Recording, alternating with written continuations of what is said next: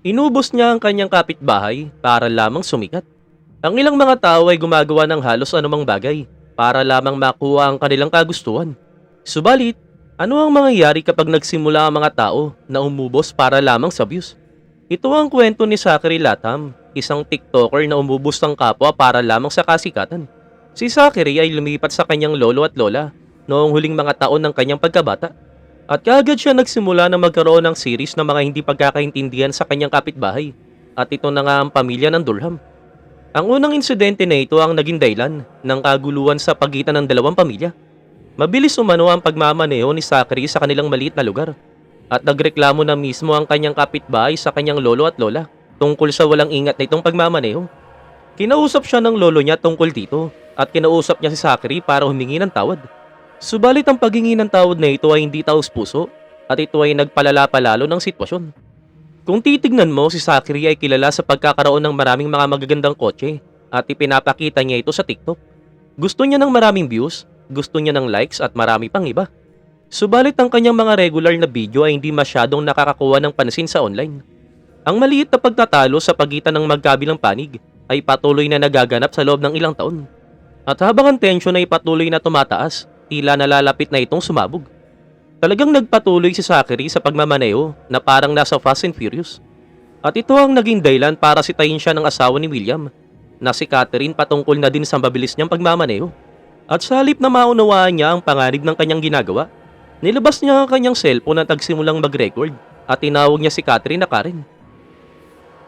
Ang video niyang ito ay nag-viral sa TikTok at nakakuha siya rito ng mahigit 3 million views. At talagang hindi na nakapagtataka dahil sa mga oras na yun, ang Karen may red hat. At dahil na rin hindi alam ng mga tao ang backstory ng ganitong sitwasyon, mukhang si Catherine ang napasama, na kung saan pinakikialaman niya ang nananahimik ng mga tao, na kung saan hindi naman talaga ito ang kaso. Nang makita ni Zachary kung gaano nag-viral ang confrontation, lalong tumindi ang kanyang pagkauwaw. At ang ibig naming sabihin, nakakakuha na siya ng napakaraming views. Kinakampihan pa siya ng mga tao dahil hindi nila alam ang buong kwento. At dagdag pa rito, hinihikayat na siya ng kanyang mga manonood na ituloy ang nangyayari. Sa mga nakalipas na ilang araw, si Zachary ay muling nakakita ng isa pang pagkakataon upang sumikat. Nag-record siya ng isa pang video ng kanyang sarili na nakikipag-away sa 21 years old na anak ng kapitbahay.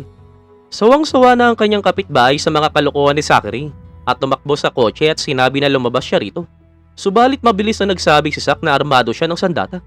At pagkatapos nga niyang i-post ang video na ito, sinasabi niya sa mga tao na tulungan siya at gawin itong viral.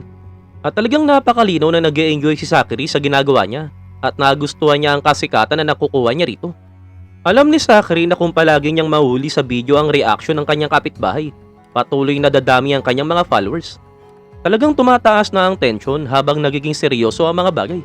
At sa huling video mismo na binura, nag-post pa mismo si Zachary ng sandata at sinabi na ganito ay handle ang kapitbahay. At dagdag pa rito, nagbanta rin siya na ilalabas ang address ng Durham. Ngayon, siguro iniisip mo kung bakit hindi pa ito nagawa ng legal action. Ang sagot diyan ay ginagawa naman nila, subalit ito yung mga panahon na sarado ang korte dahil na rin sa lumalaganap na virus. Gayunpaman ang lahat ng ito ay nagwakas, isang araw noong May 4, 2020. Inilihis umano ni Zachary ang kanyang pickup truck sa 17 taong gulang na anak ni William na nakasakay sa kanyang bisikleta. At pagkatapos nga nito, ibinalandry ni William ang kanyang truck sa harap ng truck ni Zachary, habang si Catherine naman ay nire-record ang buong bagay. Ang pagtatalo na ito ay tumindi ng napakabilis at nagbigay si Zachary ng isang siko sa asawa ni William. Itinulak siya pabalik at pagkatapos, inalis ang cellphone sa kanyang kamay at tumakas patungo sa bahay. At hindi nagtagal, pinuntahan na siya ng buong pamilya at ang dalawang anak na lalaki ang unang dumating. Ngayon, ang asawa ni Zachary na si Sarah ay lumabas na may hawak na cellphone at nire-record ang nangyayari. At sinasabi sa dalawang magkapatid na mas mabuting umatras dahil hindi nila magugustuhan ang lalabas sa bahay. Hindi nagtagal, dumating na sila William at Catherine sa eksena. At pagkatapos, lumabas naman si Zachary na may dalang mga sandata. Pinaputok niya ang tila sa isa sa mga anak ni William at dito na sinugod ni William si Zach. At habang sumugod na nga si William, si Zach naman ay patuloy na winawasiwas ang sandata at dito na mismo nagtamo ng maraming pinsala si William. At pagkatapos nga nito, si Zach naman ay tumakbo sa grahe na kung saan sinundan naman ni William at dito na nangyari ang mga bagay. Ginamit ang maraming beses at si Mr. William ay nagtamo ng pinsala sa ilalim ng kilikili na kung saan tumago sa baga. At ito ang isang pinsala na sa kasamaang palad. Alam mo na siguro ang nangyari. Pagkatapos ito, si Zachary ay tumawag ng mga pulis at sinabi na siya ang agrabyado. At ang mga Durham ang dumating sa kanyang ari-arian na may sandata. I just got assaulted and jumped. Are you the one that got? No, that was the other victim, but I got beat up really bad. And All right, the person the people who did it to you, are they still there? they came on my property with, and then when I fought them off, they drove away. All right, how are you injured, sir? My windpipe was crushed in, and I got stomped out and choked by like 10 people. All right, and where are you bleeding from? I don't know I don't even know if I'm cut the garage. Okay. Now the They person. came in and said they had guns and they were going to kill us, and they came in my garage and attacked all of us.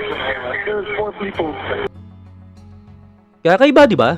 Tila mga Durham pa ang kinasuhan ng pag-atake at trespassing. At si Zachary naman ay naharap sa walang ingat na manslaughter. Subalit hindi siya umami ng guilty at sinabi na ito ay self-defense. Gayunpaman ang mga abogado ng Durham ay nagsabi na kung si Zachary ay natatakot para sa kanyang kaligtasan tulad ng kanyang sinabi, dapat pumasok na siya sa bahay at tumawag ng mga pulis, subalit hindi niya ito ginawa.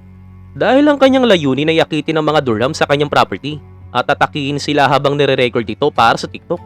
At lahat ng ito ay para sa kasikatan.